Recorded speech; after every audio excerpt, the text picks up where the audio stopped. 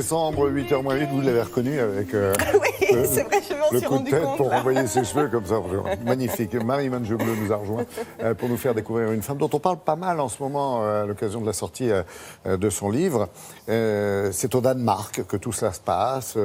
On réfléchit beaucoup autour de ce personnage, de cette femme courageuse et atypique, c'est le moins qu'on puisse dire. Oui, elle s'appelle Shirin Khan et c'est une femme imam et rien ne l'a prédisposée, Laurent, à ce qu'elle le devienne. La première en Scandinavie. Exactement, tout à fait. Alors, c'est pas la seule dans le monde. Il y en a quelques-unes, il n'y en a pas beaucoup, mais il y en a quand même quelques-unes. Et il faut savoir que Shirin Khan, elle est née en fait d'une mère finlandaise catholique, d'un père syrien musulman. Elle a fait ses études à Damas et à Copenhague. Et aujourd'hui, eh bien, elle est mariée, elle a 4 enfants. C'est une psychothérapeute et sociologue renommée. Et elle est à la tête d'une ONG qui lutte contre la violence faite aux femmes. Mais ce qu'il a véritablement fait connaître dans le monde entier, c'est en fait l'année dernière, avec l'ouverture de sa mosquée. Une mosquée de femmes, une première au Danemark, où donc les imams sont des femmes. Elle y prône un islam ouvert, un islam tolérant et féministe. Et cette parole, eh bien, elle la porte maintenant depuis plusieurs années. Et aujourd'hui, en fait, elle défie avec beaucoup de courage et surtout de détermination les islamophobes et les fondamentalistes islamistes. Nous l'avons donc rencontrée. Vous allez voir, c'est une femme assez surprenante. Elle est loin d'être dans une démarche un peu belliqueuse. Hein. C'est une femme très douce, très féminine, vous allez voir. Donc elle prône le féminisme islamique et comme elle le dit très bien elle-même, elle n'a rien inventé. Regardez.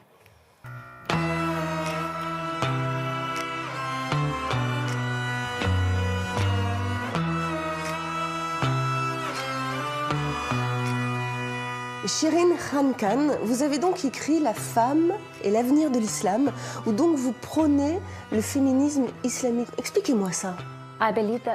Pour moi, le Coran, dans son essence, considère les hommes et les femmes à égalité. Dans la première mosquée de la civilisation de l'islam, le prophète Mahomet laissait les femmes diriger la prière pour les autres femmes. Donc on avait des femmes imams à l'époque du prophète. C'est une manière de relire le Coran et de revenir sur son interprétation à la source. Vous avez vraiment une vision finalement très libérale de l'islam. Nous nous battons aujourd'hui pour les droits des femmes. Nous avons mis en place des contrats de mariage, le droit pour les femmes de demander le divorce, l'interdiction de la polygamie, l'interdiction des violences mentales et physiques, et en cas de divorce, que les femmes aient le droit d'obtenir la garde des enfants. Dans notre mosquée, nous célébrons les mariages interreligieux. Il y a des couples qui viennent non seulement du Danemark, mais aussi de Suède, Norvège et même de France, parce qu'ils ne trouvent aucun imam pour les marier.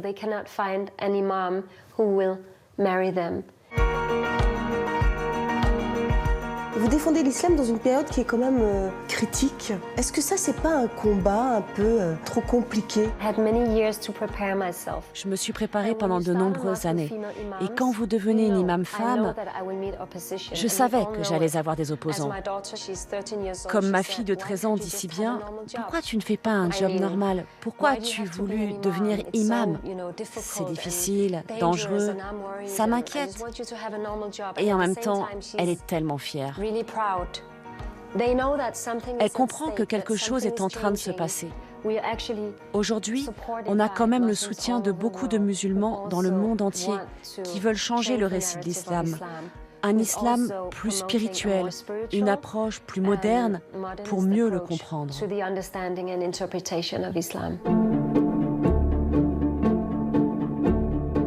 Alors vous ne portez pas le voile. En tout cas, vous ne le portez que lorsque vous priez. Pourquoi? Je le porte en ce moment. C'est mon interprétation de ce que veut dire être une femme modeste. Ça, c'est mon voile. Vous devez comprendre que vous pouvez être une bonne pratiquante en portant ou en ne portant pas le voile. On doit se battre pour les droits de toutes les femmes, celles qui portent et celles qui ne portent pas le voile. Bien sûr, je parle pour celles qui ont fait le choix de porter le voile et non celles qui sont forcées de le faire. Aujourd'hui, il y a de plus en plus de femmes imams et j'espère que nous allons inspirer d'autres femmes. Ça n'est qu'une question de temps avant que les femmes demandent et réclament leur place au sein de l'islam.